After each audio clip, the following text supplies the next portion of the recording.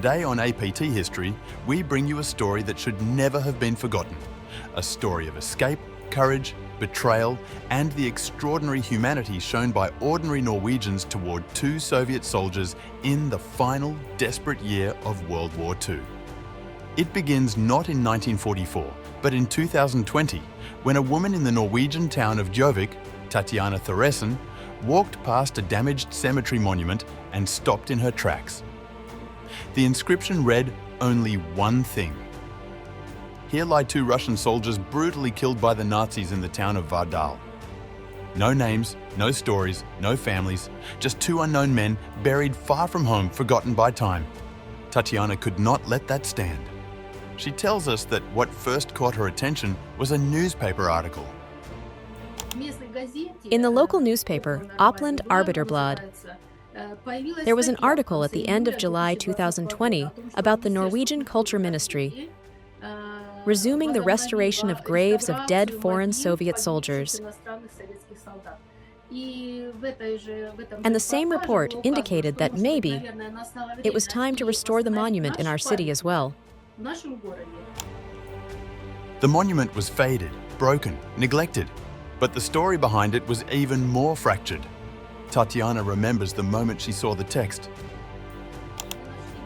We found the grave, and it was in a rather deplorable condition.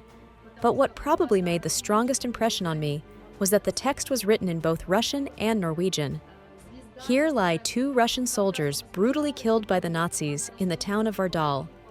And I said to my husband, "No, you know, it shouldn't be like this. It's already 2020, and we still don't know who they are." And so began a 4-year investigation. Through declassified military archives, police reports, survivor testimonies, and families who had kept silent for generations. She eventually discovered their names: Alexander Kalistratov and Ivan Alexandrov, two Soviet POWs who fled the notorious Vagard prison camp near Honefos, where 1,000 prisoners were forced to build a massive German airfield, one that operated even at night under constant pressure of the war. Tatiana explains their escape. Finn Bjerge was from the family who helped the prisoners. He could speak German, and our soldier Alexander could speak a little German. So he told us that they had escaped from the Vagard camp. And Alexander said that as soon as the air alarm went off, he and Ivan used that moment to escape. Once free, the two soldiers tried to make their way towards Sweden, neutral territory, and then home. And along the way, ordinary Norwegians risked everything to help them. Tatiana says, "We found 11 families who, risking their lives, their families' lives, helped them on the road. The Bjerge family recounts it like this. Alexander told him, 'We want to go back to Russia. We're going to Sweden because it's a neutral country. Let's go back to Russia and beat the fascist scum.'" But heroism lived next door to betrayal. Some villagers helped the soldiers, others turned them in. The Germans arrested the men, tortured them brutally, and tried to force them to reveal everyone who had helped them, so they could punish the Norwegians as well. Tatiana recounts the horror. They, the Germans, tortured Kalistratov and Alexandrov so that our guys would both go around the houses and show who gave them stuff. Because any help to Soviet prisoners of war was strictly forbidden. It was punished. But the two men refused to betray anyone, even under torture, even under threat of death. Norwegian police reports from 1944, Tatiana says, captured the town's astonishment. The story of these two soldiers deserves to be known in their homeland. They wrote that this had never happened before. Ivan and Alexander acted so honorably and calmly. When the Germans beat them and laughed, they stood above their tormentors. It really amazed the Norwegians. One of the families who helped the soldiers, the Skånhovds, still remembers the day. Eva Skånhovd was just a child, but what she saw never left her. I remember my father coming in and saying that there were two Soviet fugitives outside the house behind the fence. Mum cut a large loaf. Dad took his old backpack, put the food in it, and took a bucket to make it look as if he had gone to the forest to pick lingonberries.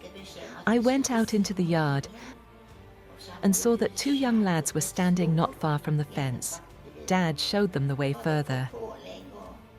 Dad told me that I must never say anything about it, or Dad would be shot for it. Another witness, Ulla Bjerga, says his father carried the burden of those days his entire life. He had always sorrow because of what's happened, despite what he did to the soldiers and the neighbor and his brother. They tried to help these prisoners to fly to Sweden, and he told that he also at one time thought maybe the German officers could come afterwards and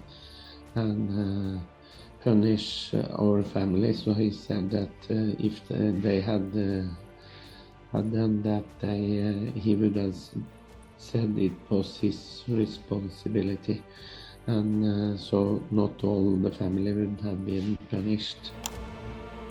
And then he adds a simple warning from history. We should never forget all the cost of the Second World War.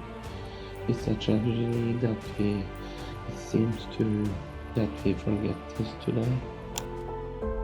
His niece, Artyom Danilov, still speaks of him with pride. Already felt their impending doom. Before they were shot, they sang Russian songs. Right, they sang Katyusha. Everyone was amazed that their spirits were so strong. And then, Tamara Danilova describes the moment Tatiana returned a piece of Norway to the family. Tatiana took this soil from Sasha's grave and called my son Andrei. The woman gave him a pouch with soil from Sasha's grave right here on this spot. Andrei buried it here by the eternal flame. Today, decades after the war, Tatiana continues to search for the relatives of the second soldier, Ivan Alexandrov, so that his family too can finally learn the truth of his final days. During the war, Norway held 212 camps for Soviet POWs, around 100,000 prisoners in total. Nearly 13,000 Soviet soldiers died there. 2 of them were Alexander and Ivan, 2 young men who ran for freedom. 2 young men helped by families who risked their lives. 2 young men betrayed, but never broken. And 2 young men whose story survived because one woman, 76 years later, refused to let her grave remain nameless. This is APT History, remembering those history tried to forget.